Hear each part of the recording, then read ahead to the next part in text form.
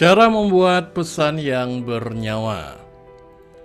Assalamualaikum warahmatullahi wabarakatuh. Rabbi shlahli sadri wa yassirli amri wahlul 'uqdatam min lisani yafqahu qawli amma ba'du. Kembali lagi bersama dengan saya Rahmat Syah, trainer public speaking. Jim Rohn, salah seorang motivator dunia dan juga guru dari Anthony Robbins, dia mengatakan effective communication 20% what you know and 80% how you feel about what you know. Sederhananya dia juga ingin mengatakan mustahil pada hakikatnya kita bisa menyampaikan sesuatu pesan yang dimana kalau kita belum pernah merasakannya.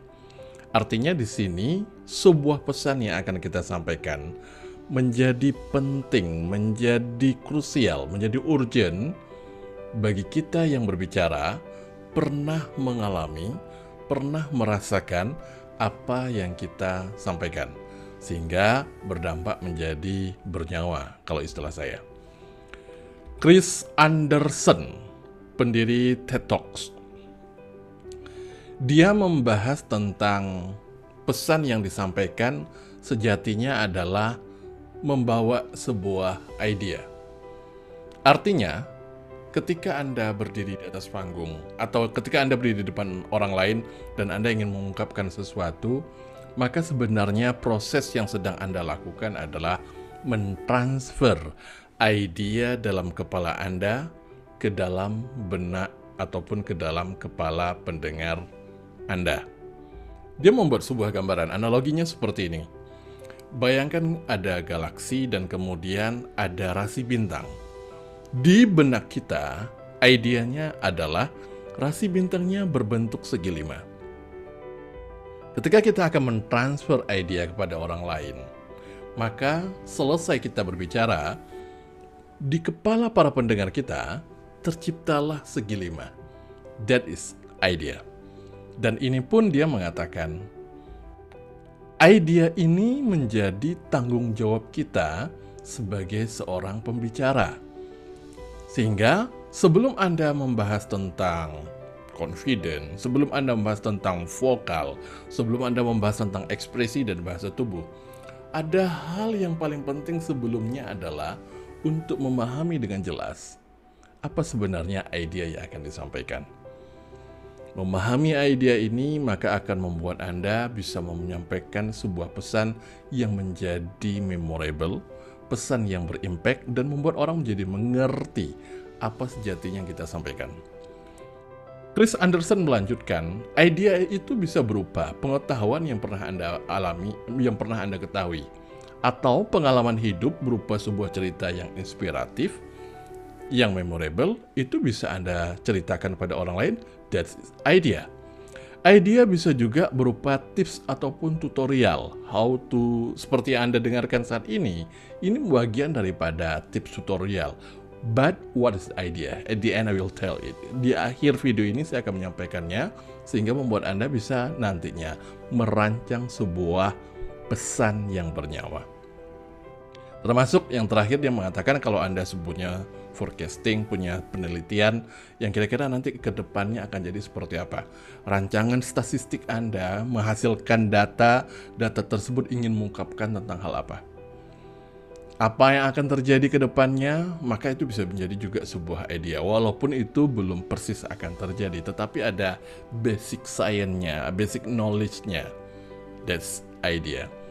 Di TED Talk saya pernah melihat bagaimana ada salah seorang pembicara, dia membahas tentang, pernahkah Anda tahu dari mana asal-muasal istilah X di dalam matematika?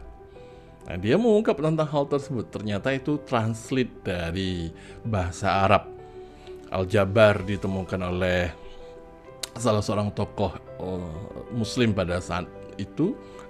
Naskah-naskah kunonya masih dalam bahasa Arab dan ditranslate. Di sana tertulis syai'in. Syai'in itu sesuatu, diketahui sesuatu.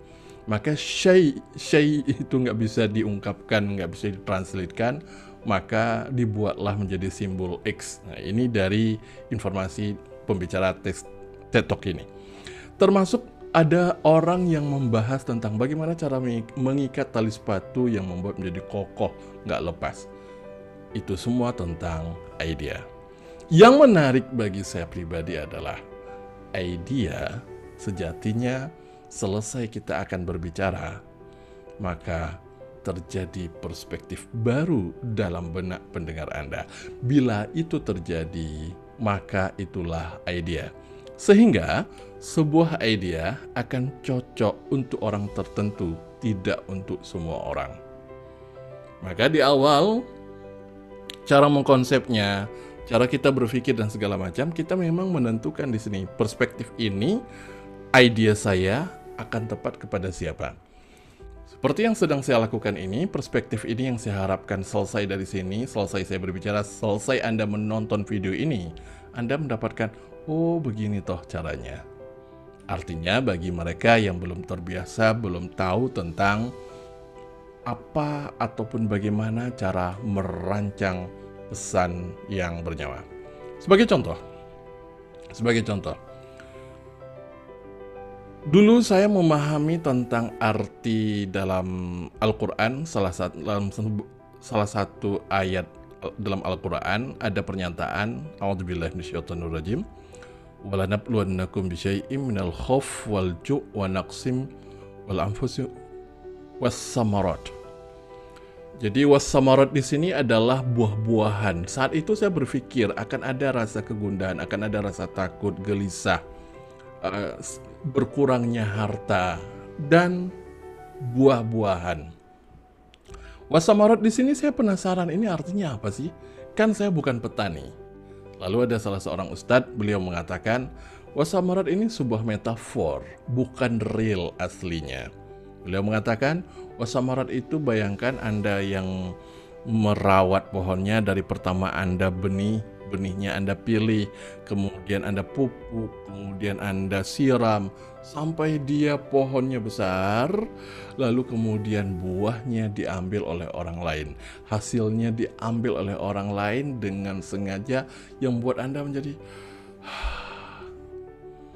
Dalam dunia training beberapa ada yang mengatakan, dalam dunia bisnis ada yang mengatakan saya yang punya proyek kemudian tiba-tiba ditikung oleh orang lain.